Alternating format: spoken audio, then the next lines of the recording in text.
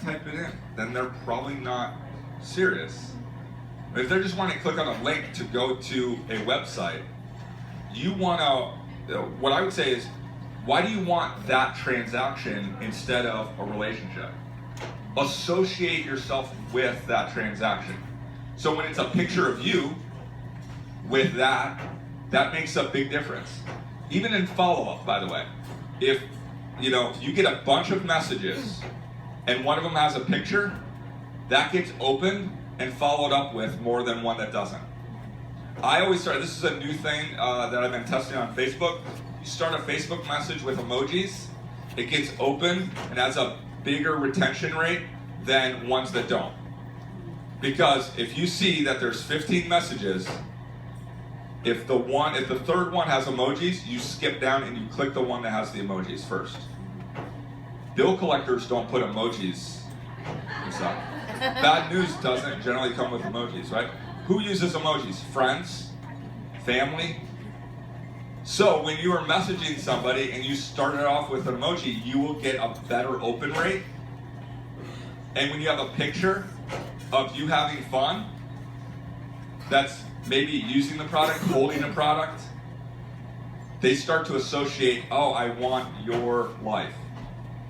I want to do what you do, okay? So the first principle to understand is you have to attract the right people. Well, to attract the right people, what you're going to have to do is make sure that your bio is somebody, you need to look at it and say, hey, like, would I want to be friends with this person?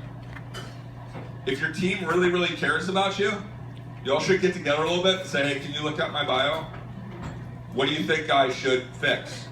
I was just talking earlier at breakfast about the reason Pixar is the greatest storytelling company and animation company in the history of the world and most profitable is not because that they are the best storytellers. It is because they have created the best culture that makes people feel safe to give constructive criticism. They really help each other. And they do a lot of things to build that culture. So look at that profile. Now the other thing is you have to understand is that you build your profile. So build the profile to the person that you're trying to attract. So think about who is that next rock star on your team, right? Like, think about them. See, I think what we do is like, yeah, will you be on my team? No. Okay, will you? No. Okay, will you be on my team? No. Okay, will you be on my team? And you just start following 100 people an hour, 1,000 people. You just start following. It's like somebody going up and like asking a girl out. No? Okay, how about you? No? Okay, how about you? No. Here's what I know. If you ask enough people, there's going to be 1 to 2% that are going to say yes. But the people you really want on your team are going to look at that person and go, what? You don't care about me. You don't want to get to know me. And then they join your team and say, how do you do it? And you say, yeah, you just mass follow people and just, oh, so I was not really I thought I was important. See, one of the posts that I hate is when you post that I'm looking for 10 people on my team.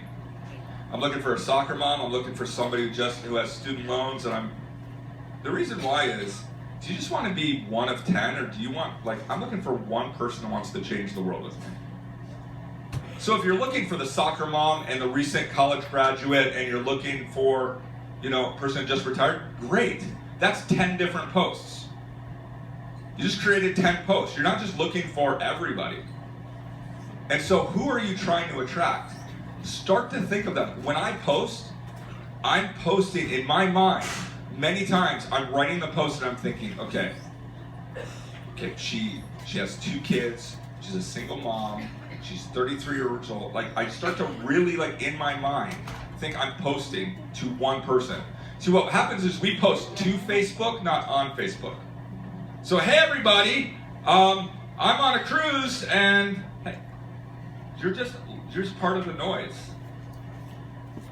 But how about saying, hey, I can't believe that I'm where I'm at right now.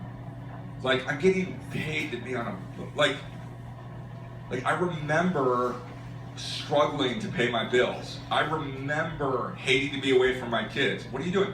You are writing a message to one person that you're trying to recruit, and then you're posting it on Facebook for everyone to see.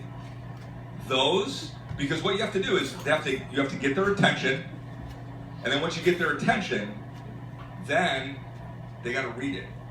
And once they read it, they have to relate to it. When we just say, hey, I had pancakes, hey, I had, it's just, you're just throwing things out there. It's just so who are you? You have to really think, who am I trying to attract? Okay? And this is going to be important because you have to start asking yourselves, where are they? What is their day like?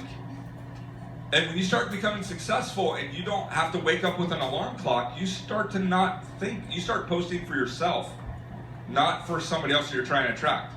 So build the profile that is going to attract the person that's a rock star on your team. The other thing specifically on Instagram I want to mention that's really big is that you manage your portfolio. So when you go and let's say you pull up somebody's profile like this is about the only time you are going to go and look at all their posts.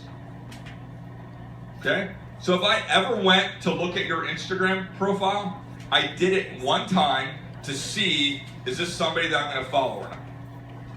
I generally am never going to go back to your profile, and nobody's going to go back to your profile. Where are they going to see your pictures the second time? The first time, they see this. The second time, it's in their feed. So when you post maybe a before and after picture, something business related, it is only going to have a life for about 48 hours. On average, about 6 hours. But let's say that you gave it a week. After a week, it doesn't do you any good. Nobody's going to that. It's basically part of your portfolio. So you know what you should do? Go back and delete a bunch of posts. You are trying to have the best of.